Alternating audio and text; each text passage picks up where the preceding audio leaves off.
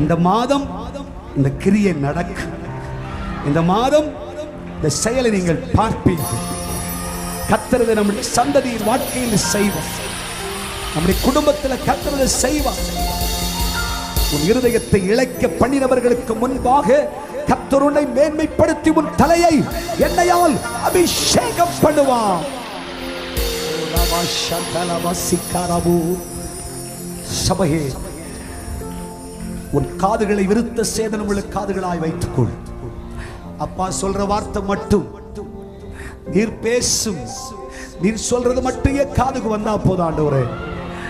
சத்துரு ஒருவேளை சவால் விடுத்துக் கொண்டு பலதையும் பேசலாம், உன்னை தூஷிக்கலாம், உன்னை அவமானப்படுத்தலாம், உன்னை அசட்டை பண்ணலாம். நீ கலங்காதே.